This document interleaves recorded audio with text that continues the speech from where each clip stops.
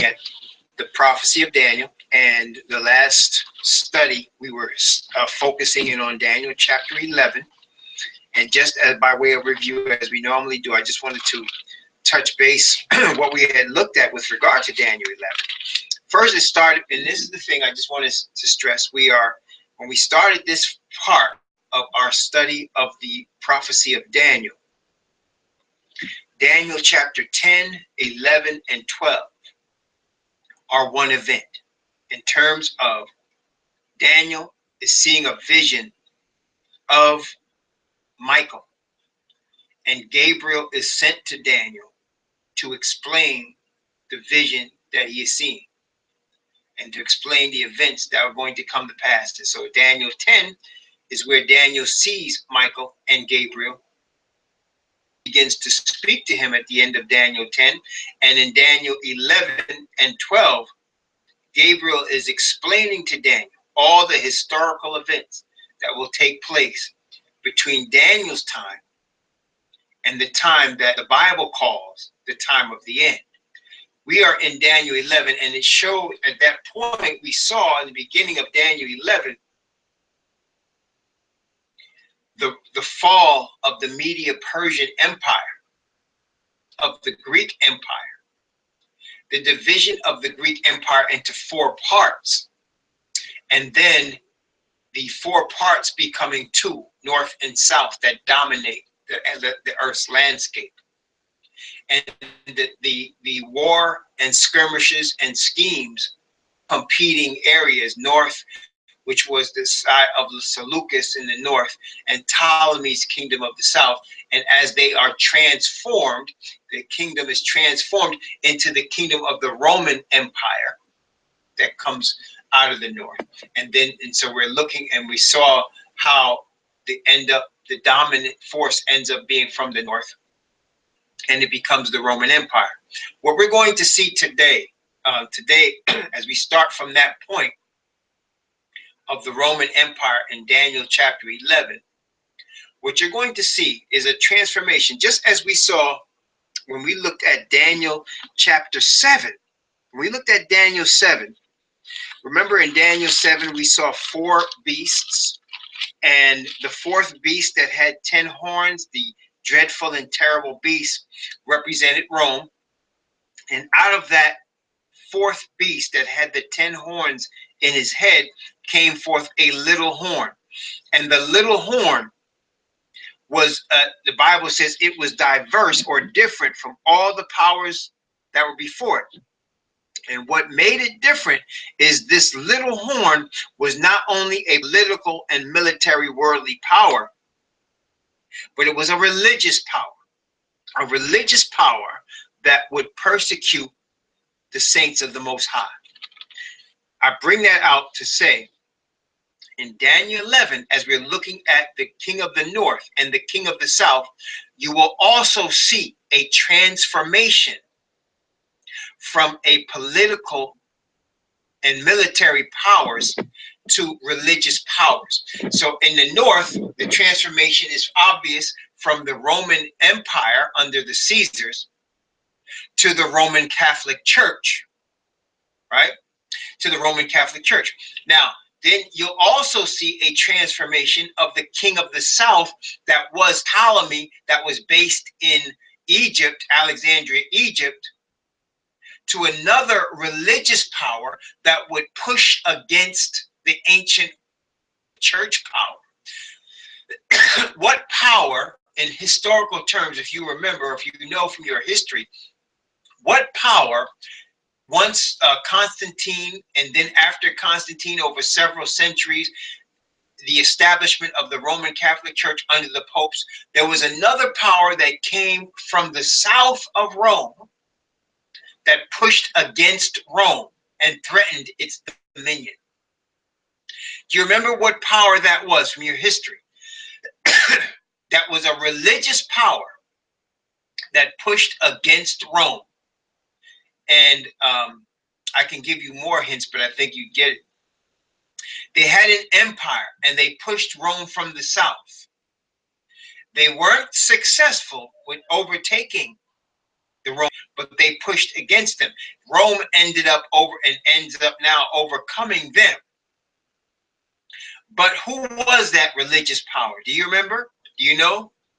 If I said that these people were behind the empire that was known as the Ottoman Empire, do you know who I'm talking about? No, that was before. The Media-Persia Empire was before Rome. Excuse me. And it came, and it's Islam. That's right. It was what they called the Mohammedans that came in from the south. And what is now, if you look at a map, what is now Turkey was originally the centerpiece of the Ottoman Empire, right? And what had been Constantinople after Constantine the Emperor became what we know today as Istanbul, right? You've heard of Istanbul, Turkey. It became the capital of Turkey. That was the centerpiece of the Ottoman Empire. They were trying to force their religion into Rome. Of course, it didn't happen. And they forced the religion into the eastern part of Europe. And now you have places like former Soviet states like Georgia, Uzbekistan. Of course, you have Iran. And these places all became Islamic. The push of the Ottoman Empire. And it spread across all what we now know as the Middle East and into North Africa and into even northeast and even West Africa into the Nigerian area, which you see now even today. So Islam pushed in all of these areas, but as you're going to see, Rome overcame Islam and is punishing Islam to this day. I think it can clearly be seen. So we're going to go through that as we study Daniel 11. You will see the transformation from the Roman Empire under the Caesars to the Roman Catholic Church. And then you will see a transformation from the king of the south under Ptolemy to Mohammedanism or Islam in the south under the Ottoman Empire. So we're going to be dealing with that. I'm just giving you all the heads up. So we stopped in Daniel chapter 11 at the part talking in verse 13. Let me see, let's make sure it was verse 13.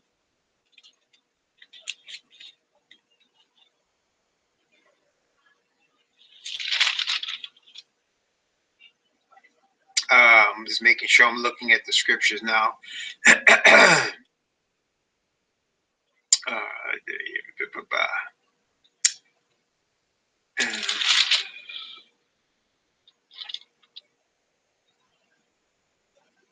Well, we stopped at verse 20, Daniel 11:20, taxes out of the kingdom of the north kingdom. And so let's start there. Daniel chapter 11 and verse 20. I'm going to read Daniel 11:20 down to verse 22. And let's go look at that. Thank you, Sister Elaine. Then shall stand up in his estate a raiser of taxes of the kingdom, but within few days he shall be destroyed, neither in anger nor in battle. And in his estate shall stand up a vile person, to whom they shall not give the honor of the kingdom, but he shall come in peaceably and obtain the kingdom by flatteries. And with the arms of a flood shall they be overthrown from before him, and shall be broken. Yea, also the prince of the covenant. This tells us a lot as we're looking at this. And we saw the last time that as we look at the Gospel of Luke, the circumstances involving the birth of Messiah involved a worldwide raising of taxes by an emperor. And we can look at that in Luke chapter 2. Luke chapter 2. Luke chapter 2, verse 1. And let's take a look. A verse from 1 to 3. Luke chapter 2, from verses 1 to 3. The scripture says, and it came to pass in those days that there went out a decree from Caesar Augustus that all the world should be taxed. And this taxing was first made when Cyrenius was governor of Syria. And all went to be taxed, everyone into his own city. So they went to the city of their fathers, of their tribes.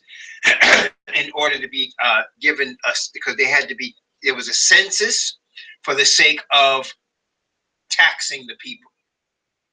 So a worldwide emperor is the only way that someone can say the world should be taxed and force that tax on the world, is one who is in power of the world, or has worldwide power, and that was the emperor of Rome. So now we are now tying Daniel chapter 11 verse 20 to what we see here in Luke chapter 2 verses 1, 2, and 3. Also it said, state shall stand up a vile person. So whoever came after Caesar Augustus, and I'm not sure historically who that is. I did look it up, but I can't remember now. But someone came in his place, and that was a vile person. And it says he shall obtain the kingdom by flatteries. Now we noted the last time we looked at Daniel 11 about how the prophecy with regard to the Roman Catholic Church and its power, it prophesied in Daniel 8 about how that the Pope would understand dark sentences, and that he would cause craft or deceit to prosper, and that he would have mighty power, but his mighty power wouldn't be originating from within himself. It would come from the devil. And we saw that, and here, and that was, we saw that from Daniel chapter 8. Here in Daniel chapter 11, he's talking about obtaining the kingdom by flatteries, or by deceit, or by smooth things. And we see that this practice is even prominent to this very day. So in other words, the Pope of Rome, along with all the Christian churches, do they not speak smooth things to the earth? Speak smooth things to the people? Are they not speaking smooth things that cause the minds of the people to continue to be dumbed down and dulled? Are they not doing that? And are they not, at the same time they're speaking these smooth things, are they not doing evil things behind the scenes? Yes. So all of these things are going on as we speak today. Shabbat Shalom, Brother Brian and Sister Kimmy. Shabbat Shalom. So these smooth things, yeah, Tiberius came after Caesar Augustus, and then there was even another king after that, I think, at the time. But under Tiberius, they're making mention of the fact that there's going to be an overthrowing of the kingdom. And he talks about, yea, even the prince of the covenant. Now, we know who the prince of the covenant is. Let me just let you tell me. Who of the covenant? Who is the prince of the covenant? Who is the prince of the covenant? That's right. It is Mashiach Yahushua, the Messiah. It is Mashiach Yahushua. So that being, so in other words, this king would rule during the death of the Messiah, right? So Messiah, in fact, his own people, the Hebrew Israelites, the leaders, we know that they arrested him, planned and plotted his death. And what they did was they turned him over to the Romans, who actually carried out his execution. Isn't that true? So the Hebrews didn't carry out the execution because they weren't allowed to put anybody to death, even though they actually ended up doing that with Stephen. It was against the Roman law for them to put anyone to death. So they handed Messiah over to the Roman pontiff, the Roman what's his name? The Roman procurator, Pilate, the governor, and Pilate of Messiah at the hands of the Romans. Pilate ordered the death, so at the hands of the Gentiles, and that was, of course, according to the prophecy that Messiah himself, when he told his disciples that the Gentiles, that he would be rejected of the leadership in Jerusalem, and the Gentiles would put him to death. That's exactly what happened. And so here, that's why he says the prince of the covenant also would be broken and overthrown, and that's what happened. Now let's continue. Daniel chapter 11 from verse 23. From verse 23 down to verse, let's see, from verse 23 down to verse, there's a lot here. I'm going to go down to verse 28, from 23 to 28. And after the league made with him, he shall work deceitfully, for he shall come up and shall become strong with a small people. He shall enter peaceably even upon the fattest places of the province.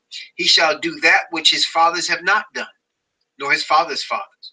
He shall scatter among them the prey, and spoil and riches. Yea, he shall forecast his devices against the strongholds, even for a time. Stir up his power and his courage against the king of the south with a great army. And the king of the south shall be stirred up to battle with a very great and mighty army, but he shall not stand, for they shall forecast devices against him. Yea, they that feed the portion of his meat shall destroy him. Overflow, and many shall fall down slain.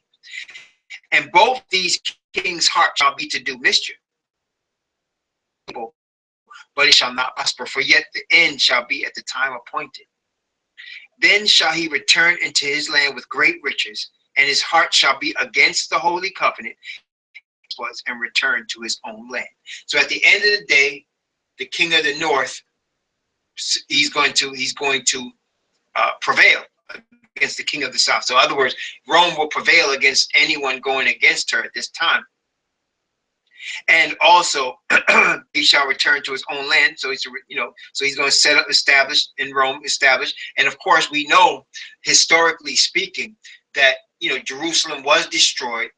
The Romans did flex, and we know also that the Roman emperor put his image in Jerusalem and in the temple. And of course, the zealots that had rejected Messiah but were religious zealots in Jerusalem, they went crazy over that, and that's what partially they agitated until Titus and his army came and ended up destroying Jerusalem in 70 AD. So Rome established its power not just over Israel but over all the countries at that time. Okay. Now, at this point of the prophecy, we're going to start to see now the transformation from a political and military power to a religious power. And when it's transformed into religious power, you'll see it, and then you're going to see a king of the south try to push at the religious power. At that point, the king of the south is also a religious power, is what we're talking about when we speak of Mohammedanism or Islam. Okay, pushing against Rome and against the Pope and against Roman Catholicism. They did not overcome the Roman Catholic power, but they pushed against it. And Rome doesn't forget that. This is why an attack on Islamic nations and Islamic powers, Islamic nations, and on Islam itself, this is orchestrated by Rome. They're making Islam to be the boogeyman. That's why you're getting ISIS. That's why you're getting Osama bin Laden. That's why you're getting the Taliban. That's why you're getting Boko Haram. These different sects of Islam. It's an attack against Islam by Rome to make Islam into the boogeyman and into attack and destroy. That's what you're seeing now. Because Rome never forgets.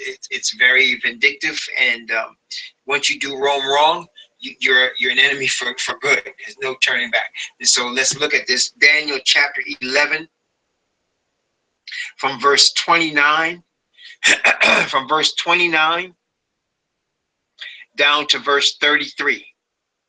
That verse 34, from 29 to 34. Watch this. Watch this. At the time appointed, he shall return and come toward the south, but it shall not be as the former or as the latter. Kittim shall come against him. Therefore shall he be grieved and return and have indignation against the holy covenant. He shall even return and have intelligence with them that forsake the holy covenant. And arms shall stand on his part, and they shall pollute the sanctuary of strength, and shall take away the daily, and shall place the abomination that maketh desolate. And such as do wickedly against the covenant shall he corrupt by flatteries. But the people that do know their Most High shall be strong and do exploits. And they that understand among the people shall instruct many. Yet they shall fall by the sword and by flame, by captivity and by spoil many days. When they shall fall, they shall be hoping with a little help, but many shall cleave to them with flattery. Now, I just want to also point out, when we're talking about the attack of the king of the south, which is coming up quickly, in the prophecy, I mean, you're talking about the attack or the push of the Ottoman Empire. That I wanted to also mention. That is also mentioned in Revelation chapter 9, under the fifth trumpet. When you're looking at the fifth trumpet, you're also talking about the same thing that we're looking here in Daniel 11. You're looking at the attack of the Islamic powers against the Roman Catholic powers in an attempt to overthrow the Roman Catholic powers under the Ottoman Empire.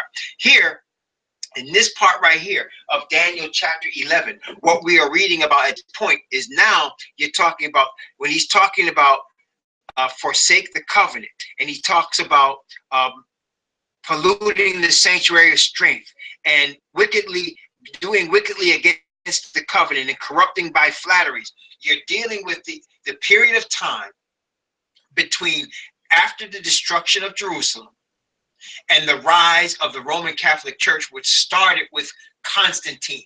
The Emperor Constantine was a man that decided, he was a pagan that decided he was going to become a Christian.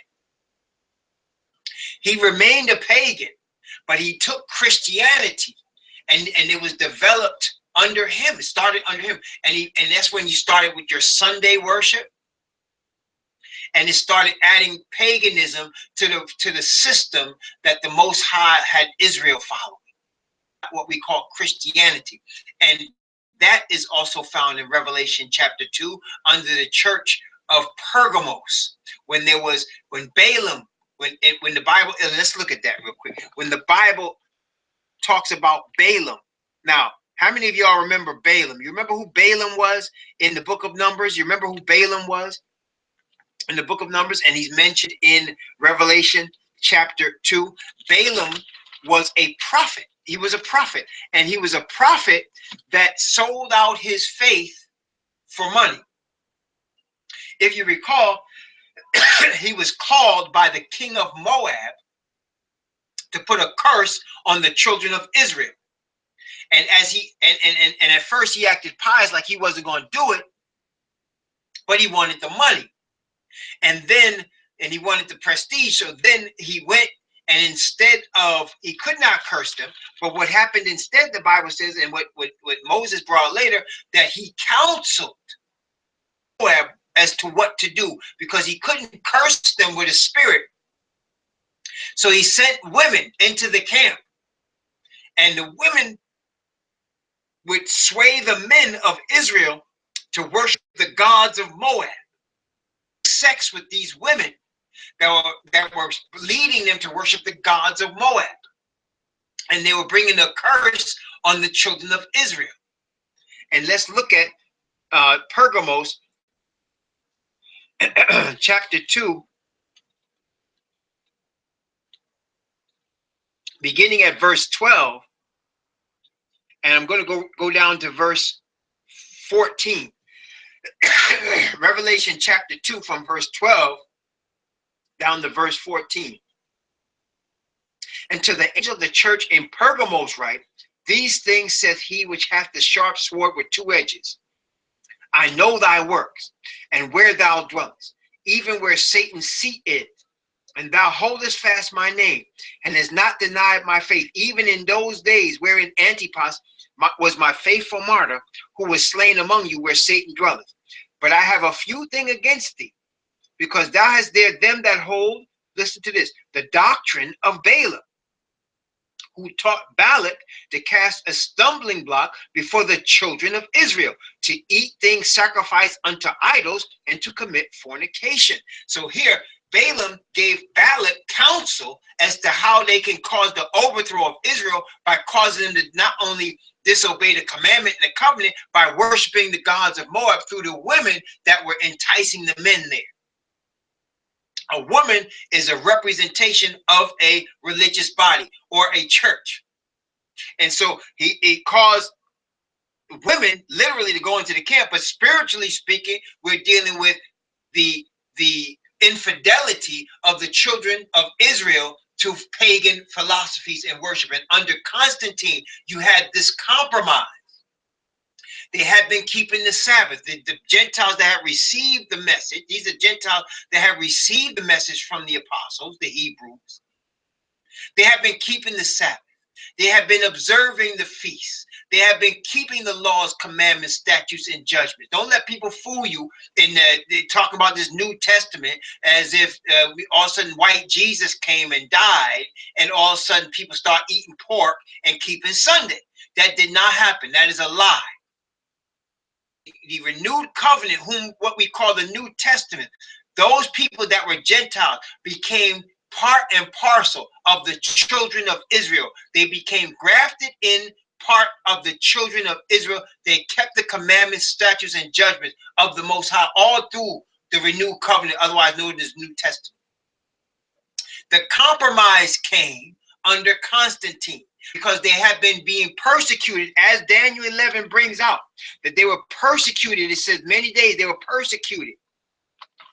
And as a result of this bloodshed, many people died, because that's where people were thrown to lions under Nero. Under Nero, if you look at Nero, and under Diocletian, they were thrown to lions. They were the people that would trust in Messiah. They were, and they called, the pagans called them Christians, but that's not what the word with the Bible, with the Most High called them. Pagan, the word tells they first were called Christians at Antioch, but they weren't called Christians by brothers and sisters that were disciples of Messiah. They were called Christians by pagans.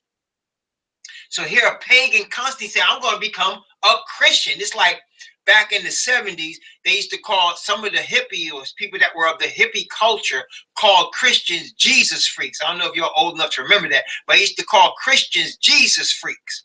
And so whenever one of them became a Christian, they said, I'm going to become a Jesus freak, right? That's what they used to say. Well, back in the days after the death of the Messiah, the pagans called the followers of the Messiah, who were really disciples of Messiah, in Hebrews, they called them Christians. That was a epithet. As the Christos, which was a god of Christos, like Hare Krishna, that was a god of the East.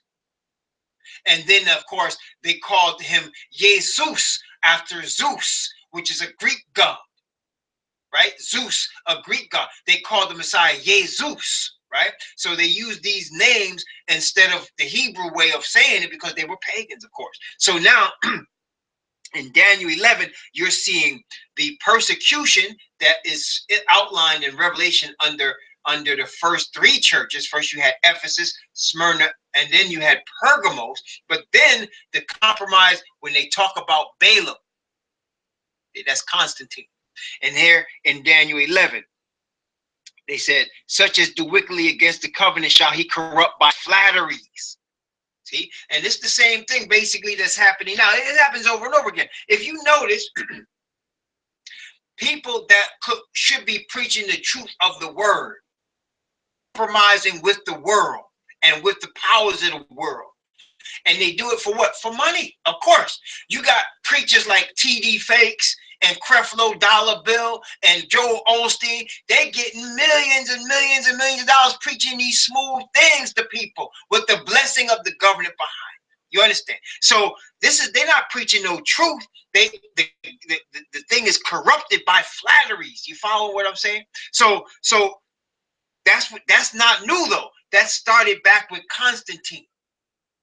So Constantine coerced the leaders of the then church, the leaders, to trade in their faith to be in favor with him. Because now you say, okay, you got now if the emperor becomes a quote unquote Christian, well, maybe the persecution will cease. Brothers and sisters, beware when everybody's talking about, we need to compromise our beliefs for the sake of peace. Ever compromise the truth for the sake of peace, brothers and sisters? I'm not saying we should start war, but I'm saying if war breaks out because we're standing for truth, well, then let it break out. You have to stand for truth. You understand? You don't compromise truth for anybody. So that's what happened in Daniel chapter 11.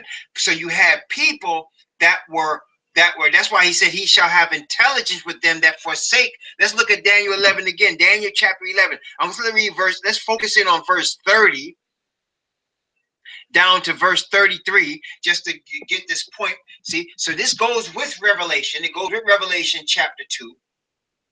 It goes with Revelation chapter 9, where we're going to read about the king of the south pushing at the king of the north. So again, you can see that Revelation and Daniel are tied at the hip. They're tied together because these two books are connected forever. So let's look here. Daniel chapter 11 from verse 30 down to verse 33. Notice what it says. For the ships of Kittim. By the way, Kittim, if you look up Kittim, it represents areas of Greece.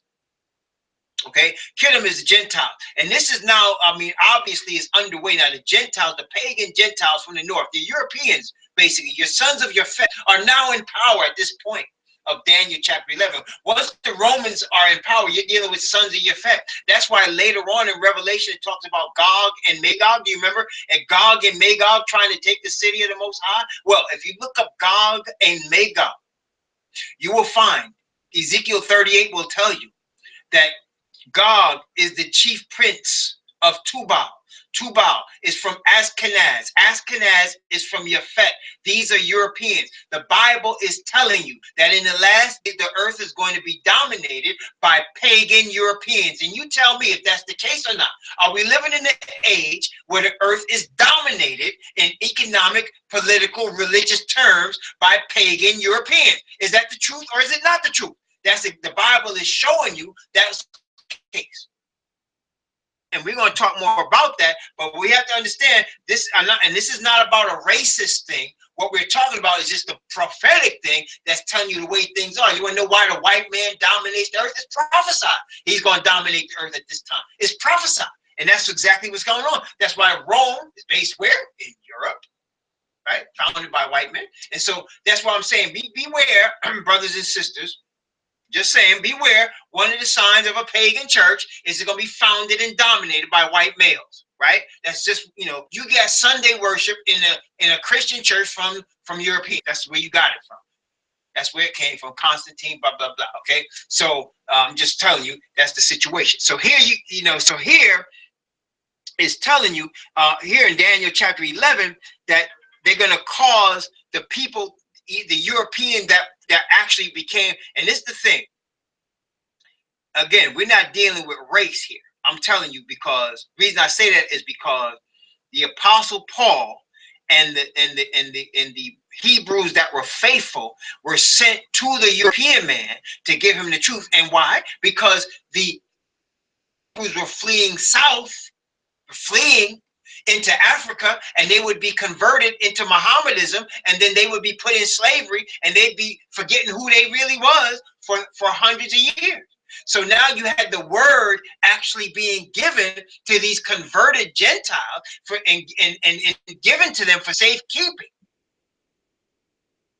And so you had them following, that's why you see in the renewed covenant. And that's why I'm saying, brothers and sisters, beware of people that tell you, or don't believe the New Testament, or, we're going to cut off the New Testament. They don't know what they're talking about. The Bible is the Bible, brothers and sisters, from Genesis to Revelation. And just because somebody doesn't understand the doctrine of justification by faith, which is the root of many Hebrews rejecting the writings of the Apostle Paul, they are ignorant. And I'm not saying that to be mean. I'm just saying they're ignorant as to the true doctrine of justification by faith. Because if they understood that doctrine, you would understand the writings of the Apostle Paul are not doing away with even one dot of the law of the Most High. He's not doing away with anything from the Torah. He's actually uplifting the Torah.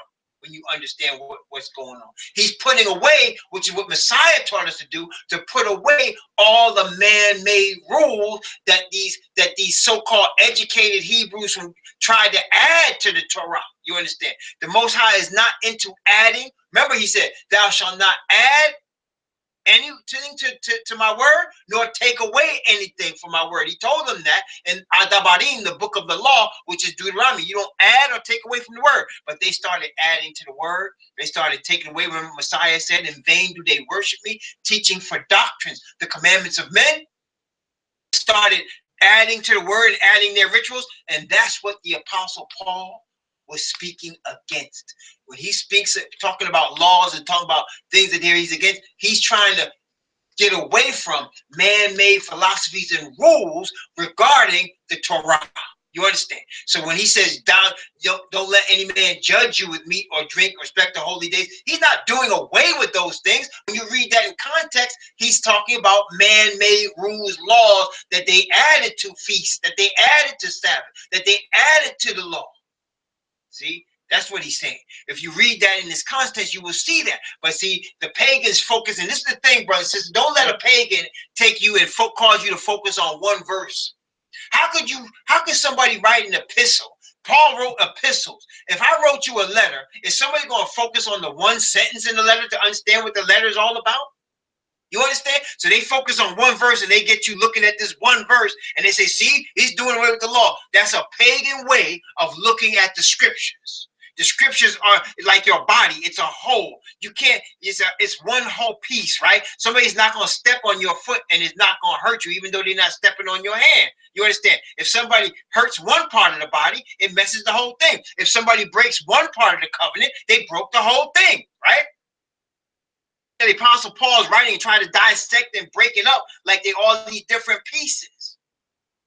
No, it's one thing. And the justification by faith uplifts and honors the Torah and uplifts and honors the Most High Yahweh when you read it in its proper context, understanding the doctrine. But most of the brothers and sisters don't understand it. A lot of them are blinded because they reject everything that comes from a European. And I understand they're angry. You have to understand, if you've been angry and you've been knocked down for 400 years, of course, that could blind you. That anger could blind you to the truth. You understand? It could blind you. Sometimes anger, the Bible says, could blind you to things. And you won't see it because you're angry. And they don't want, like Malcolm X used to say, all white people are devils. Well, when he came back from Mecca, worshiping that giant stone in the Middle East, and he saw that it wasn't just people of color there, that he saw there were white people there, he came back and said a different tune. He's like, oh, wait, all white people are not devils. You understand? So that is the same thing that's happening right now with the awakening of the Hebrews, the awakening of the people who are called African American, understand who they are. Some of them are getting angry, and it causes them to reject everything that they feel comes from a European, and they point at the Sunday and the New Testament Christian, and it causes them to reject the New Testament. And it's really sad because they're losing the truth.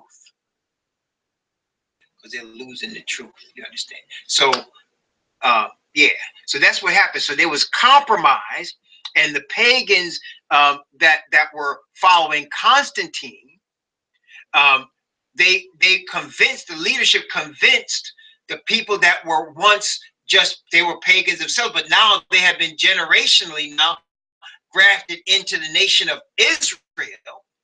The Israelites, though they were European, okay, and they had the word. Gave up the word, the leadership gave up the word, and it left just the, what we call, what you ever heard of this term, the what do you call it, layman? The term called layman, L-A-Y-M-A-N. The term layman means a person that is not officially a pastor or part of a church leadership, religiously speaking, but is a person that is part of the people. The laymen that were left, that the leadership compromised, but the lay people, they stood firm for the word. And that's why it says, they that understand among the people shall instruct many, yet they shall fall by the sword and by flame, by captivity and by spoil many days. So this is where you have your crusades. If you look up crusades, the Roman crusades, this was their way of converting people to their religion. They did it by death. So in other words, if you weren't going to be faithful to the Pope, you were going to die, burn at the stake. You weren't allowed to read the Bible unless you had a license. Remember that? That was during what they called the Dark Ages. And then, of course, you had, that was in the north. And then you had in the south, Mohammedanism through Muhammad, who claimed to be a prophet, and then later it was through his followers. They pushed Islam, and they didn't push Islam by just winning converts because people say, "Oh, this is the truth, I'm a follower." No, no, no. They attacked nations, and when they overcame you, if you didn't convert to Islam, they cut your head off. Period. Okay, that's how they did it. And so you had the spread of Islam all through the Middle East, all through Turkey, all through lower part of Eastern Europe, all into North Africa, west part of Africa, and northern west part, northern east part. You had Islam, and that's how. That is why when Hebrews were taken into slavery by the European man, most of them were Islamic. Okay, most of them were Islamic. When they were taken into slavery and brought into Brazil, and brought into Haiti, and brought into Jamaica, and brought into Puerto Rico, and brought into South and Central America, and brought to North America, they were Islamic. That's why in the movie Roots, in the series Roots, he said his name was Kunta Kinte, and you hear him praying to Allah, because that's true, because they have been converted to Islam. They have forgot who they were even before they were brought on the ships and taken slaves. You understand? They have forgot who they were. And they brought them over here, and they meet up over here with the European man that came over here with what? The King James Bible. He came over here with the King James Bible. He was abusing it because, of course, he is a pagan. That's his nature. So he's telling them about white Jesus. While he got them in the cotton fields, he's telling them about white Jesus so that he can remain dominant. But with all of that, it does not stop, obviously, it does not stop the Spirit of the Most High from awakening his people to who they are. And here we are in 2016, awakening to who we are and understanding what the situation really is. And here we are. And here we are at the end.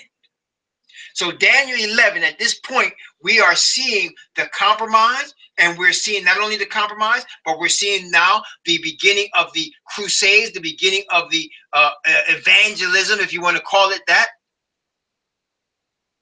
of the Roman Catholics and of the Islamic faith pushed on the people. That's why most people didn't catch it. But when George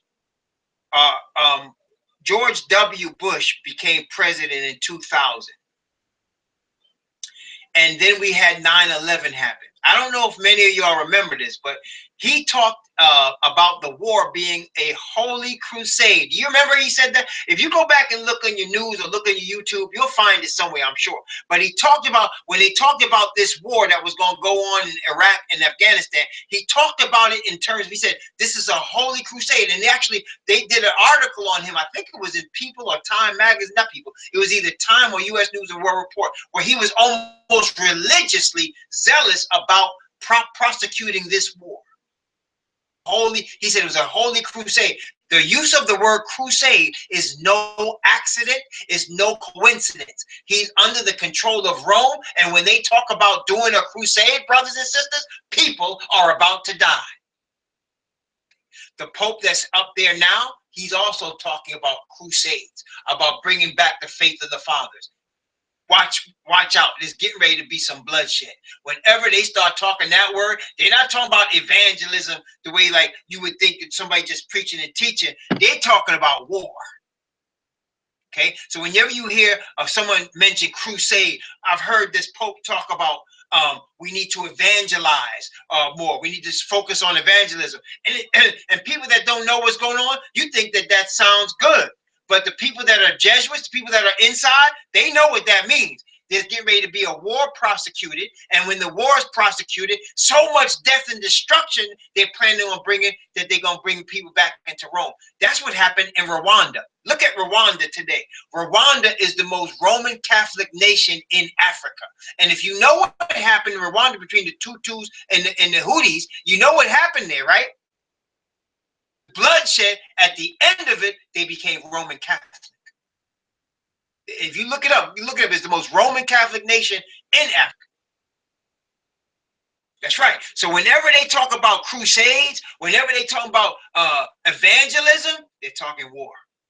Remember that, because that's getting ready to come.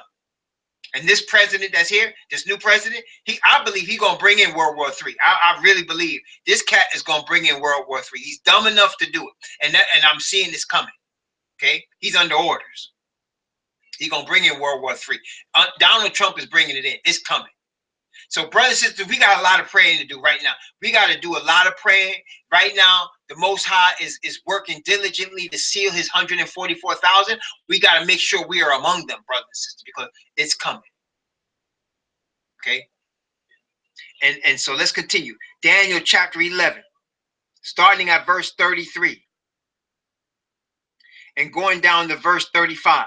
We're going to take this. Now we're going to slow down in our reading now. We're going to slow down because we're getting into the heavy part. All right. So let's look at this. Daniel chapter 11. So Daniel 11 at this point is now dealing with the conversion of Constantine, the rise of the Roman Catholic power, the religious power coming out of Rome, and also doing battle with is now Islam. Let's look at it now from verse 33 down to verse 35. And they that understand among the people shall instruct many, yet they shall fall by the sword and by flame and by captivity and by spoil many days. Now when they shall fall, they shall be hoping with a little help. But many shall cleave to them with flatteries, and some of them of understanding shall fall, to try them and to purge and to make them white, even to the time of the end, because it is yet for a time appointed. Also, I want you to understand that at this time, when they took away the Bibles from the common people, the Most High would raise up men from within the Roman Catholic Church. This is where you get your Protestant movement from. People like William Tyndale, John Wycliffe, John Huss, and Knox, and Martin Luther. These people were all former Roman Catholics that found the Bible while they were in the Roman Catholic Church and started recognizing that Rome was going against the Bible.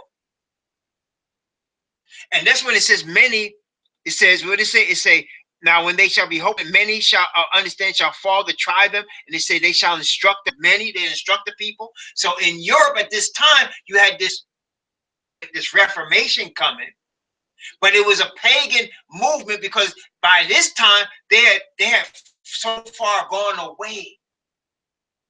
The apostles originally taught the European man in the 1st, 2nd, and 3rd century. They had so far gone away from that. Okay. So far gone away from that now they keeping Sunday, they eating pork, and they worshiping like regular European pagans and calling themselves Christians. But now light is awakening. They're getting into the word, and Martin Luther discovers that man does not have to go to Rome and give penance to be saved, but he could be saved by faith in the Messiah. John Knox and Huss discover that there's one universal church and it ain't Rome. And then William Tyndale discovers, hey, we should get this thing in English because Europeans, a lot of them Englishmen need to read this book for themselves in English. So all of this is happening. You understand? And of course, Rome is trying to destroy all of them. Okay, trying to destroy all of them. And many of those men died at the stake, and many millions of people that would now there's a lot of people, they didn't have the Bible the way we have it now. Okay, they didn't have it. They had pieces of it. And they would read the New Testament, or they would read a Psalm 23, or they would read the 10 Commandments. They would memorize the pieces they would be able to get. It was against the law to do that. But they were all still pagans, but they were coming out of darkness into light, you understand? And that's when they came here, they brought that form of Christianity with them. The Protestant form.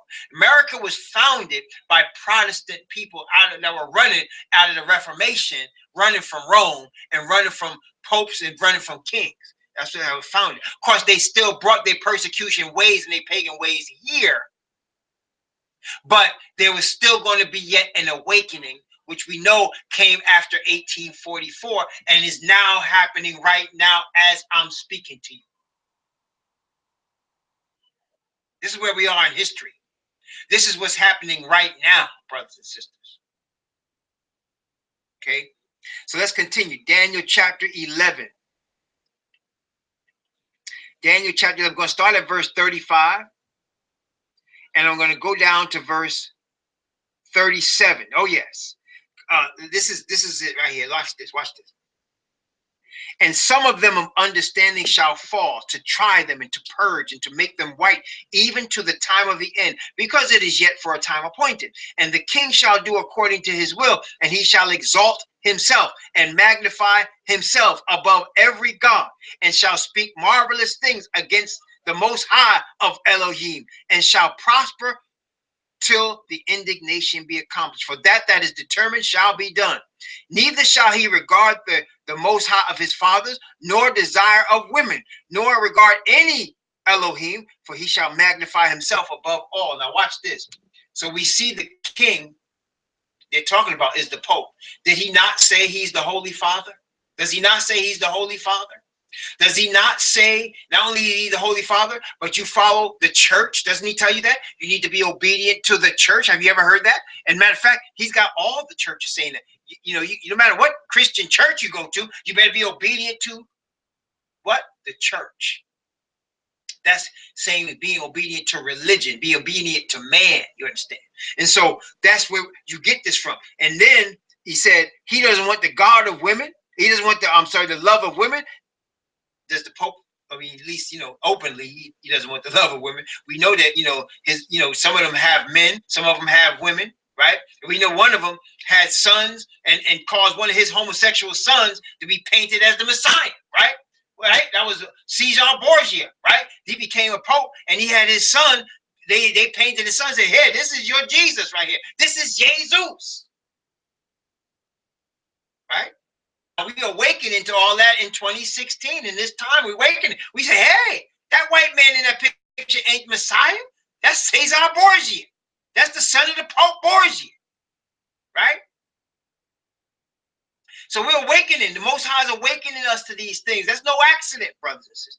All of this is because the Spirit of the Most High Yah is working in the hearts of those that are sincere and seeking the truth. And he's awakening us to the true situation. Brothers and sisters, let me tell you, the people that's going to live through the last conflict that we're getting ready to go into. We're getting ready to go into these wars getting ready to happen, brothers and sisters. And I'm afraid that there's going to be you're going to see some stuff go off in the United States. There's going to be some bombs, going to be some things. People are going to get killed, man. There's going to be some serious bloodshed here.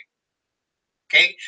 And all of this that's going on right now, the Most High is awakening us because we have to be completely spiritually clean. What do I mean by that? If you are a so-called African American and you come to this truth, you have to repent of your sin. You have to repent of the sins of your fathers because it was our disobedience to the covenant of the Most High that got us in this mess. It was the disobedience to the covenant of the Most High that caused chains to be placed around our neck. It was disobedience to the covenant of the Most High. Be placed in such low estate, we were treated like cattle, like animals. It was disobedience that caused that. Now we need to repent of our sin and the sins of our fathers the way Daniel did. The way Daniel did in Daniel chapter 9. And if you're of European descent, you need to understand your fathers are the aggressors in this last days of history. They're the leading pagans. Your fathers put their hands on the children of Israel in the wrong way. You need to repent of your sins and the sins of your fathers. We got to be clean from all sin. All of us need to be clean of all sin. And you'll be able to stand.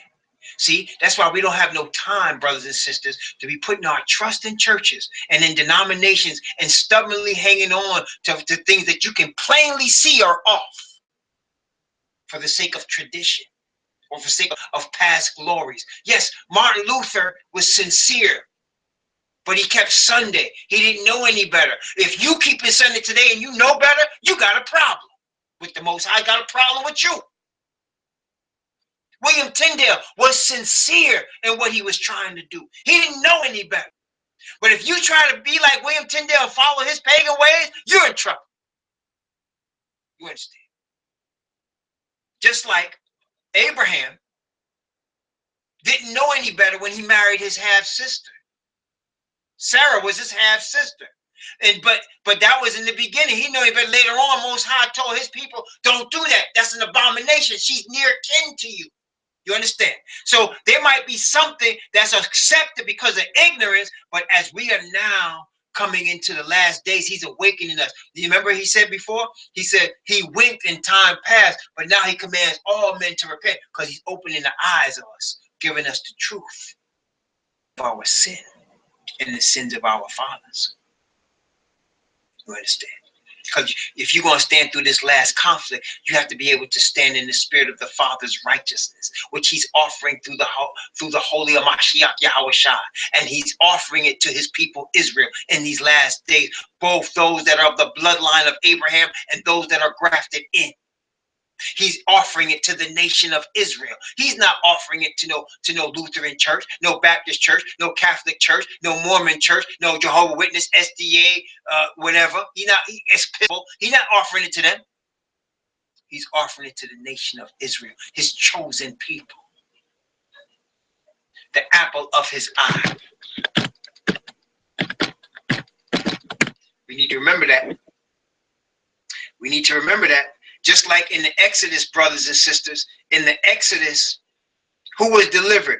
Who was the deliverance of the Exodus for? Tell me, talk to me. Who was the Most High trying to cause Moses to deliver? Was he down there trying to deliver Egyptians? Did he send them into Egypt to go back and deliver Egyptians out of Egypt? No, that's right. He sent them down there to get the children of Jacob, to get Israelites out of Egypt. It's the same thing today. It hasn't changed. He is sending the 144,000 to call his nation of Israel out of Babylon. Out of Babylon. It ain't changed. It ain't changed at all. And the power is in the teaching of the truth.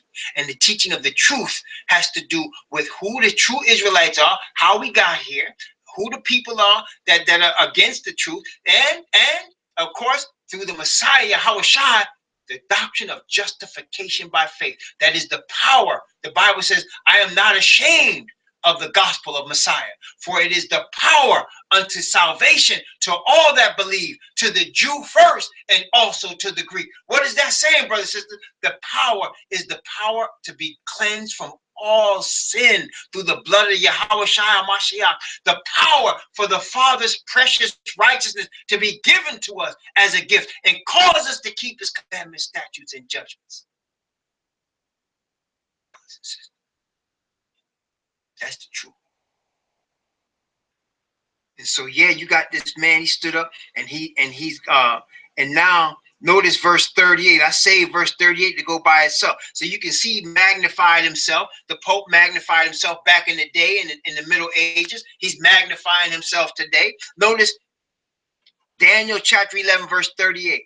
Talk about the Pope. Now we talk directly about the Pope. But in his estate shall, now watch this carefully, but in his estate shall he honor the Most High of forces, and the Elohim whom his fathers knew not shall he honor with gold and silver and precious stones and pleasant things. So let me ask you, when Constantine came out and made himself a Christian, and now you had the rise of the popes, right?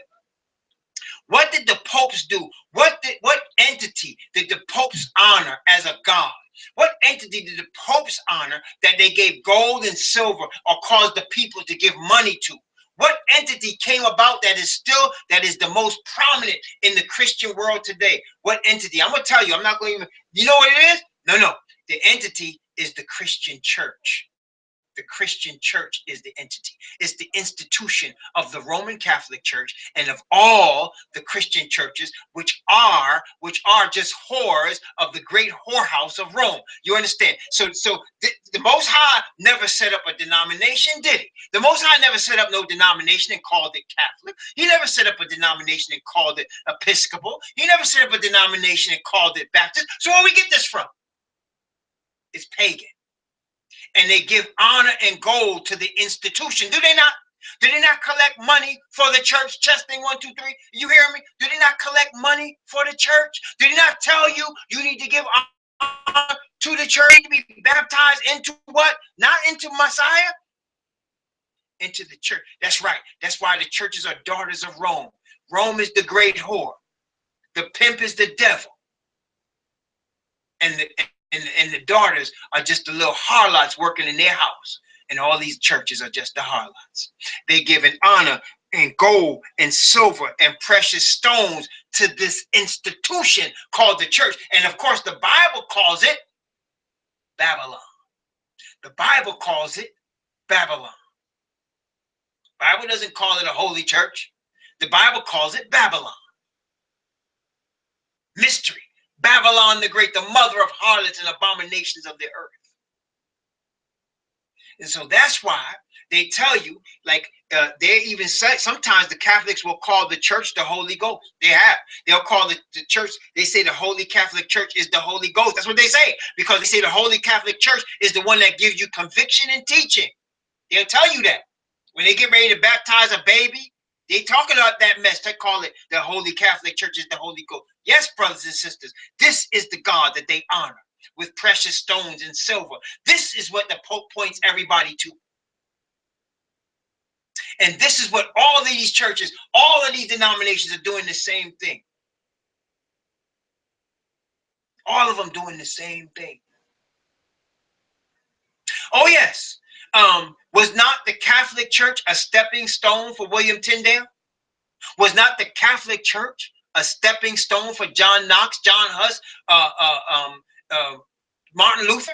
Was it not stepping stones for all of them? Yes, it was. But that doesn't make it any less evil.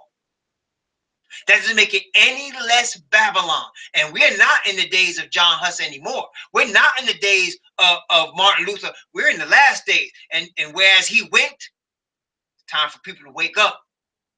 It's time for people to wake up today, brothers and sisters. Because this is true. And that's the thing. Notice this, brothers and sisters. I'm not calling you into no church. Right? Anybody give a witness? I'm not calling you to go to no church. Am I not? Huh?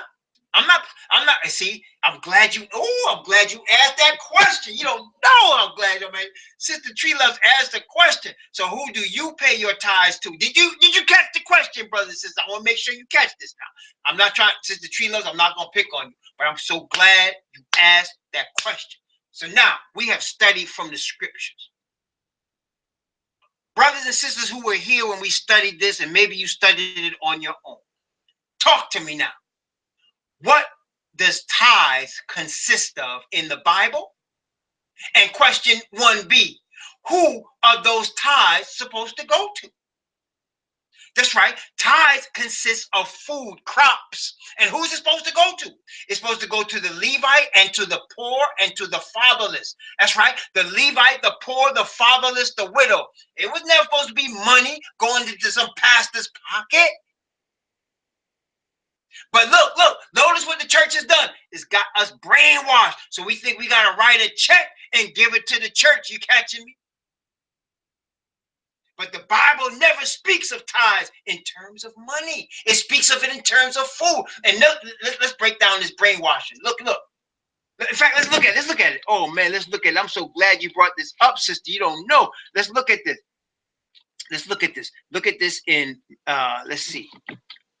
Micah.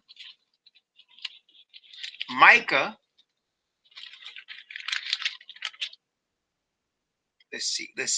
No. Malachi. Isn't it Malachi? No, it is Micah. It's Micah. Micah. Let's see. Oh, yeah. I'm so glad you brought that up. Because this is what they read. She said, what about the pay those who preach the word? We're going to go into that in a minute. I'm going to show you that in a minute. Hold on 1 second. I'm going to show you that. Where is that scripture? Bring ye all the tithes into the storehouse, that there may be meat in mine house. Where is that? You have robbed me, even this whole nation. That's what they like to read, isn't it? Isn't that what they like to read? Isn't that what they like to read? Is that Malachi? Hold on, let me find it. I'm going to find that, man. I got to find that scripture right now. I got to find that. Is it Malachi 3? Let me see, Malachi 3. Oh, yeah. It's Malachi chapter 3. Okay, watch this. Malachi chapter 3. Let's read it, okay? Malachi chapter 3. We're going to read from verse 8 down to verse 10. Okay, Malachi, this is like this, right? That's right, Sister Murray. This is what they like to read, right? Malachi chapter 3 from verse 8 to verse 10. First, it kills me when people say there's no law, right? But then they read this to collect money. Well, anyway, let's look at this. Notice what it says. Will a man rob your house? Yet ye have robbed me. But ye say, wherein have we robbed thee? In tithes and offerings. Ye are cursed with a curse, for ye have robbed me, even this whole nations. Bring thee all the tithes into the storehouse, that they may be meat in my house. And prove me now herewith, saith Yahweh of hosts, if I will not open you the windows of heaven and pour you out a blessing, that it shall not be room enough to receive it. Now, what does this say? It says, bring ye all they said they robbing him because they're not returning tithes and offering. And they say, you are cursed with the curse because you have robbed me. What? Bring ye the tithes into the storehouse, that they may be meat. Now, the word meat is what? What is the word meat in the Old Testament and in the New Testament? When they talk about meat, are they talking about animals? They talk about food, right? That they may be food in mine house. What house? That is the house of the Most High. That is the temple in Jerusalem. The temple in Jerusalem was the storehouse, Solomon's temple. And why? Because during the feast of the tabernacles, they gave food to all the poor. The poor could get there and they could get food out of the temple. That's what it was for. And that's when he said, if you, whoever gives to the poor lends to the Lord. You ever heard that verse? He that giveth to the poor lends to the Lord. So if they weren't giving the food to the poor, they were robbing the Most High. Y'all follow me? They robbing the Most High. But wait a minute. So what happened is in 2016, sometime at some point, they done turned the storehouse from Solomon's temple into these Christian churches. And they say that now the meat is not food anymore. Give me them checks, give me them dollar bills, right? Put them in that basket. That's now the meat that's in the storehouse. And instead of it going to the poor, it's going to conferences and it's going to pay fake pastors and people that ain't been called to preach the gospel because they don't preach it. Churches are corporations, are they not? Corporations are businesses, right? Aren't they corporations? Aren't they 501c3 corporations? Am I right or wrong? And it's not a corporation, a business. It's a business that don't pay taxes, right? So that's where you get it from. So they brainwash the people into reading this verse and saying, I got to give money to the church. That is not what the verse is saying. It's saying that the people that are poor, see, this is the thing. First off, let me break this down. I mean, we off tangent a little bit, but I think it's for a good cause. Okay, we off tangent a little bit, but just for a good cause, because this is showing how Roman influenced paganism have infiltrated all of these so-called churches and actually controls all of these churches, and the churches and the people in the churches don't even realize it. Okay, they don't even realize it.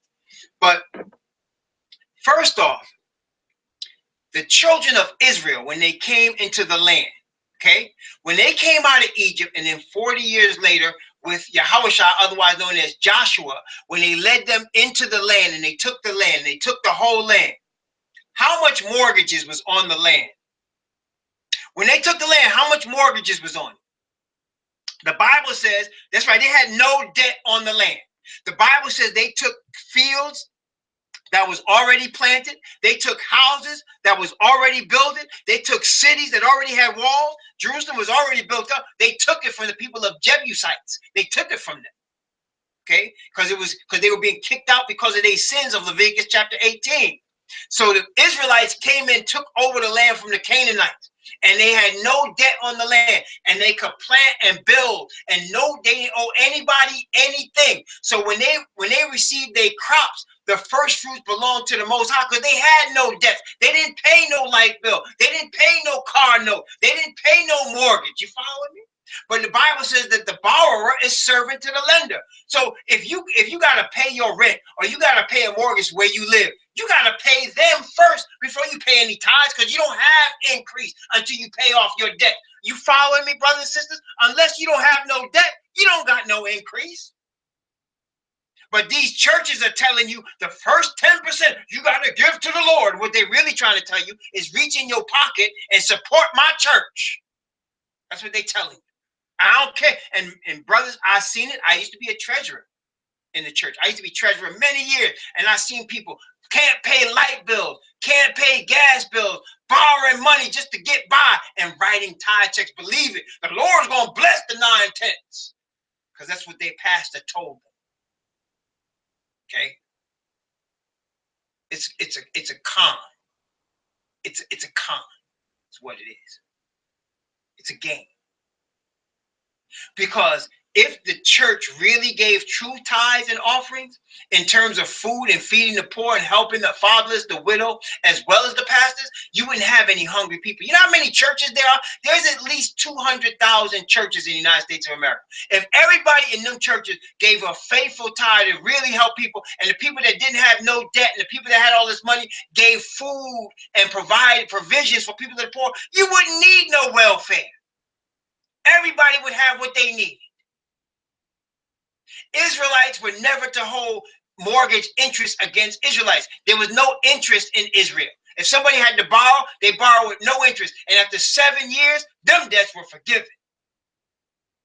And in the 50th year, all the land, if they had to sell their land because they messed up with their money, it would be given back to their family after 50 years. That's called the Jubilee.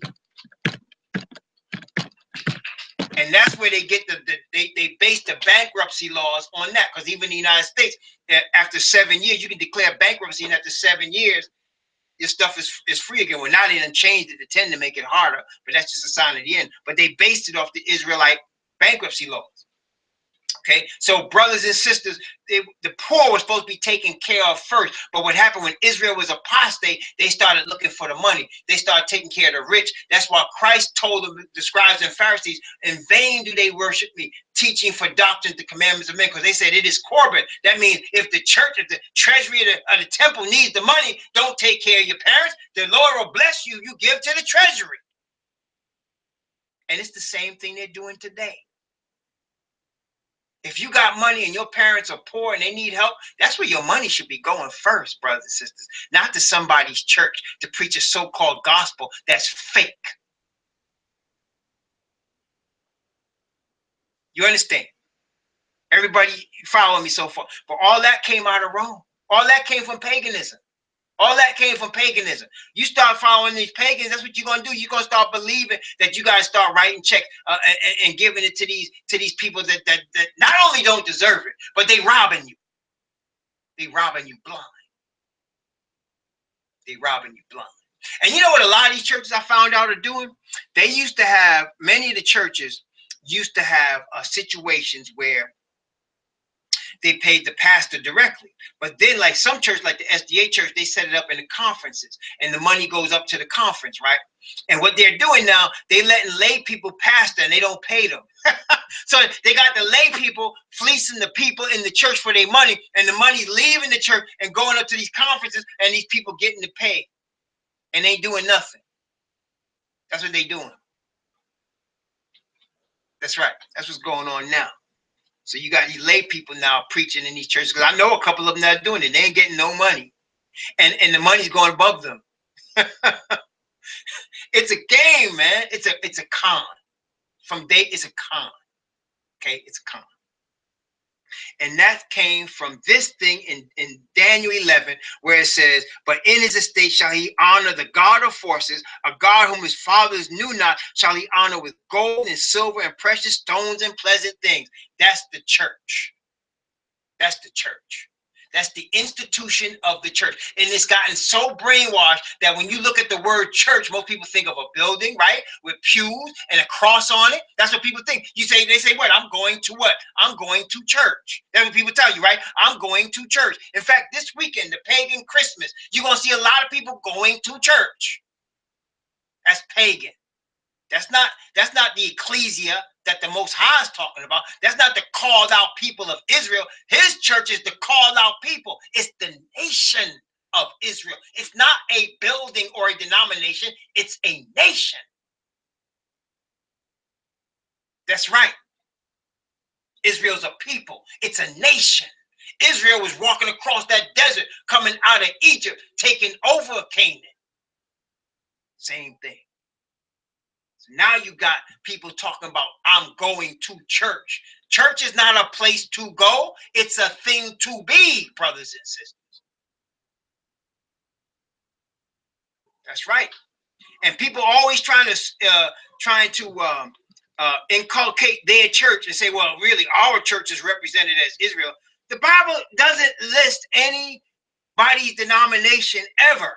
It never talks about any other entity but the nation of Israel. I mean, right? I mean, and y'all got, and I got a witness. Y'all know what I'm talking about. It never talks about any other entity but the nation of Israel being the chosen people. It never talks, and it talks about the Gentile being grafted in to the commonwealth of Israel. And it said, you grafted in, and it said, you know, and it said that Israel is punished until the Gentile, until they full come. Well, in other words, when the time comes for the Israelite nation to awaken, it's going to awaken. Gentiles better take this message while they can get it.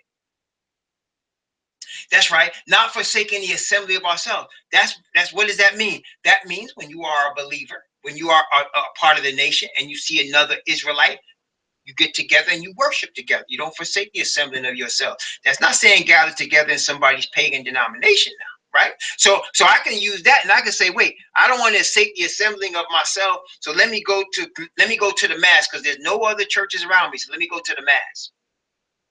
You understand what I'm saying? I don't want to forsake the assembling of myself. Let me go to the mosque, because I don't have any churches around. Or even though I know the church is pagan, even though I know they're robbing people blind, even though I know there's nothing in the Bible talk about this denomination that claims they're the chosen people, let me go there anyway. That's compromise. That's compromise. You understand? That's compromise. That's not true. That's compromise.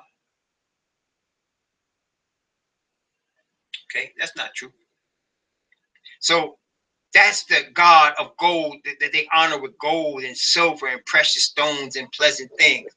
It's the church. See, brothers and sisters, when you talk about, like, for example, let's say you had a cell phone with Sprint, right? You got cell phone is with Sprint, right?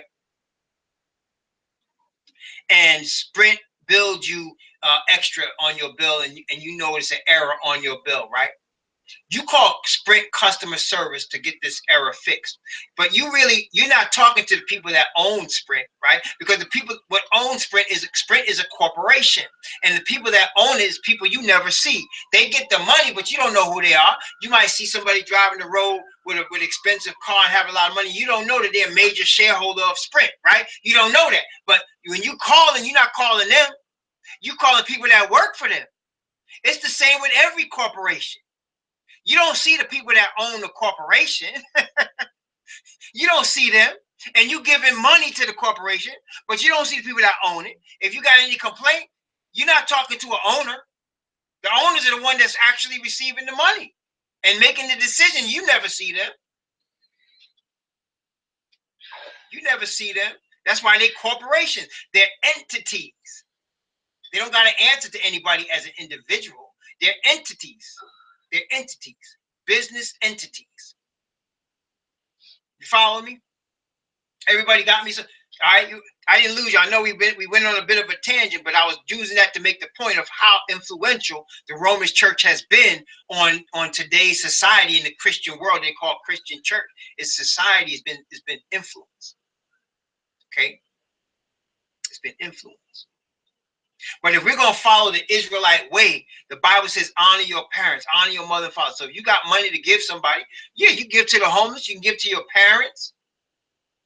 Right? The day is going to come when the Most High will put it in people's hearts to give to people that are preaching like he did to the apostles. But that was the special time, and that's going to come again.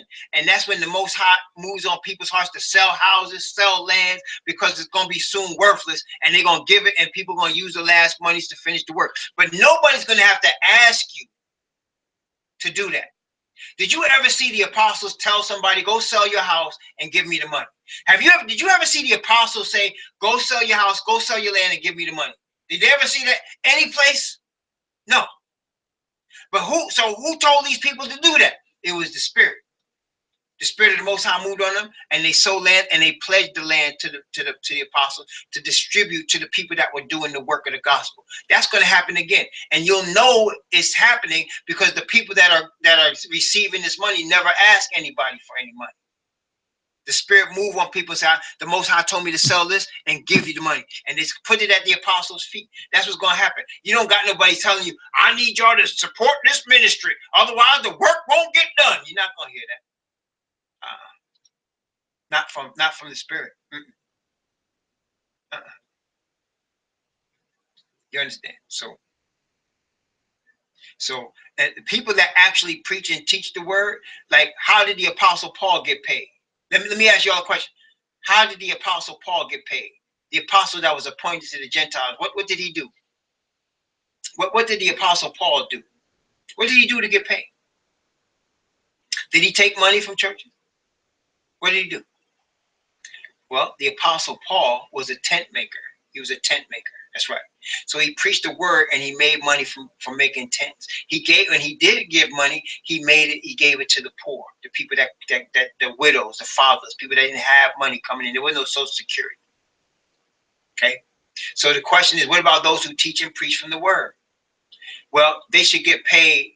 The workman is ready for his hire, but the Most High will determine that. They should try to work as they can and earn the money. But if they can't work, and it's going to come a time when like people like myself, we won't be working. We can't, because we're not going to be allowed to have a job. Because first, the Most High going to call us, but then the world's not going to hire us because of our religious beliefs. It's going to come to that point, but it's not there now. It's not for people to be given that money now. It's not time. It's coming, but it's not yet. You understand? It's not yet. The Spirit. See, we got to learn to trust in the Spirit of the Most High. He will guide us when it's time for these things. But one sure sign, listen carefully, that you're not supposed to do it is when they're asking for it. When they say, I need you to support this ministry. I need you to send us some money. Sure sign. Don't mess with it. Don't mess with it. Don't mess with it. Okay? Let's continue. Now I'm going to go until verse 40. I'm going to stop there for tonight. So let's look at Daniel chapter 11. I'm going to start at verse 38 and read down to verse 40. Okay? Start at verse 38 and read down to verse 40. But in his estate shall he honor the God of forces, a God whom his fathers knew not. Shall he honor with gold and silver and with precious stones and pleasant things. Thus shall he do in the most strongholds with a strange God, whom he shall acknowledge and increase with glory. And he shall cause them to rule over many, and shall divide the land for gain. At the time of the end shall the king of the south push at him, and the king of the north shall come against him like a whirlwind, with chariots and with horsemen and with many ships, and he shall enter into the countries and shall overflow and pass over. Okay, so wait a second, let's look at this. We know that the God that he's honoring is the church. And notice what he says. He shall acknowledge and increase with glory. That is the churches, right? Let me ask you a question. Are not the churches being acknowledged and increased with glory? Testing 1, 2, 3.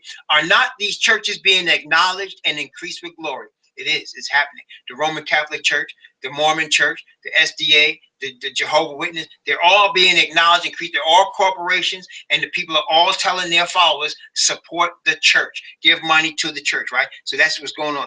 Then now, at the time of the end, now this is talking about, this is back in the day. This is not, I mean, even though it's happening now, we're talking about when Rome was back in the day establishing itself as the church, as the institution that we know today. All the other church institutions are basically offshoots of Rome. The Lutheran Church came from Martin Luther. It was an offshoot when Luther left the Roman Catholic Church, right? The Methodist Church, John Knox, was an offshoot when John Knox left the Roman Catholic Church. So these people leave Rome and they don't know any better, and they start their own institutions. And so now, at the time of the end, and we're going to find out when that is in chapter 12. But at the time of the end, well, you know it's 1844. I can tell you, because we actually looked at it already. You know 1844 is the time of the end. But it says, at the time of the end shall the king of the south push at him. And actually, we're going to see that specifically was 1798. But what happened here is we saw that the Ottoman Empire pushed at Rome in the 16th century. And Rome overcame it. And so the Ottoman Empire was in power for a long time, but they didn't overcome Rome, but instead, eventually, the Ottoman Empire died out. And what you had left behind is what you see today. You see a whole bunch of nations that have Muslim teachings that are led by Islam, right? So Turkey is an Islamic nation, Iran is an Islamic nation, Iraq is an Islamic nation, Turkmenistan, Uzbekistan, these are Islamic nations. These are all Bosnia. These are Islamic nations that were left behind of the Ottoman Empire. You go all the way into North Africa. You know, Morocco is an Islamic nation. Libya is an Islamic nation. Niger is an Islamic nation. You have a whole bunch of Islamic nations that were left behind from the Ottoman Empire. So the empire crumbled. That's why it says that the king of the north shall come against him like a whirlwind. Because what happened? Pope came against them. They had armies of other nations fighting, and they overcame them. And not only that, you see it to this day. Who are all these armies going to fight? You don't see armies fighting in Russia. You don't see them fighting in Britain or France or Canada or Japan. Where are they fighting? They're fighting in places like Syria, a Muslim nation. Afghanistan, a Muslim nation. Iraq, a Muslim nation. That's where they're fighting at. Right? Palestinian, even though that's technically Christian, there's a lot of Muslims in Palestine, and they're killing all of these people. They're bombing them, killing them, telling you they terrorists, right? Isn't that what's going on? So you can see it happening. You can see it happening right now. So and that's what they're doing. They're going into all the countries, overflowing and pass over. Now, this is the thing. The Pope doesn't have to have his own army. Why? Because he controls nations, and nations have armies. He can control nations and control their armies through the leaders. He doesn't need to have his own army. He can control nations and control armies of the nations through the leaders. That's why he could tell George Bush, I need you to do a holy crusade. And George Bush said, we're doing a holy crusade. He getting ready to do a war right now with Trump. You're going to see war. It's coming, brothers and sisters. War is coming. There's no question about it. I'm not trying to scare anybody. I'm just telling you, war is coming. All right? It's coming. All right? And so we just need to pray that we are sealed with the Spirit of the Most High, because war is coming. And there's going to be many thousands and even millions of people that are going to lose their lives as a result of what's coming. Okay? It's coming right now. So we need to be really in prayer. We need to be really focusing on the word, getting close to the Most High, trusting him to cause us to overcome sin.